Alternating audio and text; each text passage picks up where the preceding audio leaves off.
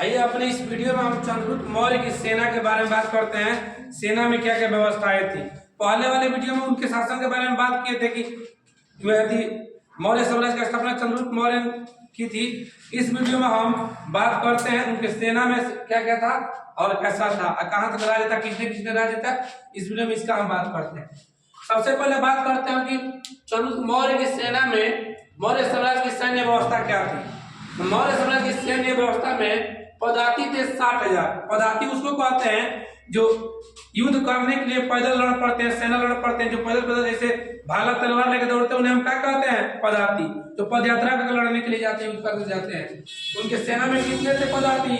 60,000। कितने थे बनी? 60,000। ठीक है।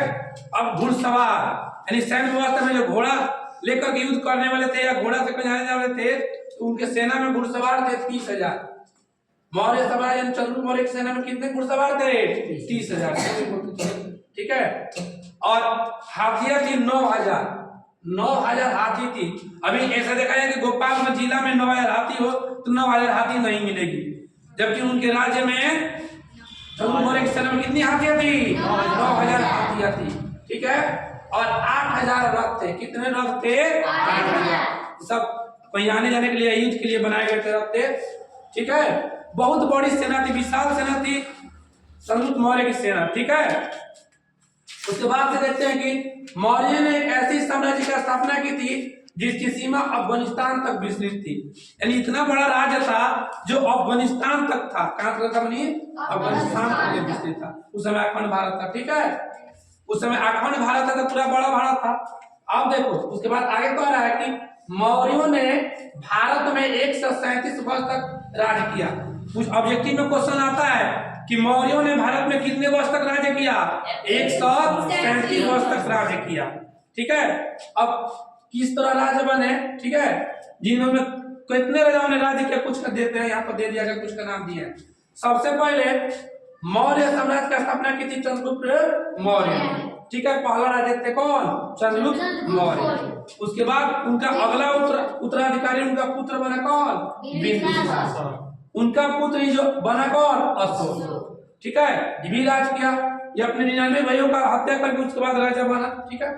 इस अशोक के बाद अगला उनका लड़का उत्तराधिकारी कौन बना? कुणाल। कुणाल के बाद किसने अगला उत्तराधिकारी कौन बना? दशरथ। दशरथ के बाद कौन बना? संप्रति। संप्रति के बाद कौन बना? शालिस्त्र। शालिस्त्र के बाद कौन राज किया? देववर्मन। देववर्मन के बाद किया सतधवन किया था। और सबसे अंतिम जो राजा था मौर्य वंश का, वो था बृहद्रथ। कौन था? बृहद्रथ। सबसे अगर आता है ऑब्जेक्टिव में भी क्वेश्चन पूछता है कि मौर्य वंश का अंतिम राजा कौन था? बृहद्रथ था। सबको समझ में आ रहा है ना? मौर्य वंश का अंतिम राजा कौन था? बृहद्रथ। ठीक है। आगे देखते हैं। बृहद्रथ का सेनापति पुष्यमित्र शुंग था। शुंग ब्राह्मण जाति का एक टाइटल होता है। ठीक है। यानी पुष्यमित्र किस जाति का था? ब्राह्मण जाति का था। ठीक है। तो बृहद्रथ का सेनापति कौन था? पुष्यमित्र शुंग था। ठीक है। जिसने बृहद्रथ की हत्या की थी। जो बृहद्रथ था उसका सेनापति था पुष्यमित्र शुंग। उसने ही बृहद्रथ की क्या कर दी? हत्या कर दी। ठीक है। उसके बाद मगध में और उत्तरी भारत में शुंग वंशों का राज स्थापित हुआ कि शुंगों का राज स्थापित हो गया। बात को जब वहां पर राजा का हत्या हो गया तो उसका सेनापति जो था पुष्यमित्र शुंग, उसने अपने पूरा उस राजा को अधिकार कर लिया। वो राजा बन गया वहां का। ठीक है। उसके बाद मौर्य साम्राज्य का वहां पर समाप्त हुआ। एक नया साम्राज्य का स्थापना हुआ तो शुंग वंश था। कौन था? शुंग वंश। यही बृहद्रथ का हत्या करके अब पुष्यमित्र जो था यही शुंगों का माने शुंग वंश का क्या कर दिया? स्थापना कर दिया और पहला राजा बन गया।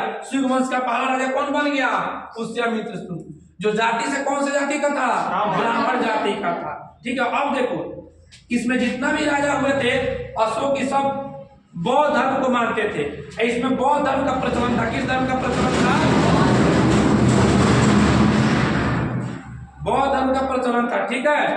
तो अभी था ब्राह्मण, चूंकि पुष्यमित्र क्या था? ब्राह्मण था। यह धीरे धीरे बौद्ध धर्म को समाप्त करने लगा। किस धर्म को समाप्त करने लगा? बौद्ध धर्म के।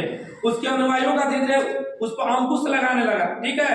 और जो ये धर्म जो था ब्राह्मण धर्म था उसको बढ़ावा देने लगा। सनातन धर्म जो था ब्राह्मण उसको क्या देने लगा, बढ़ावा देने लगा। क्योंकि बढ़ावा इसलिए देने लगा ब्राह्मण धर्म को क्योंकि वो स्वयं भी क्या था, ब्राह्मण था। ये रहा तुम्हारा आज के इतिहास के बारे में। फिर कल इसका इतिहास पढ़ा जाएगा।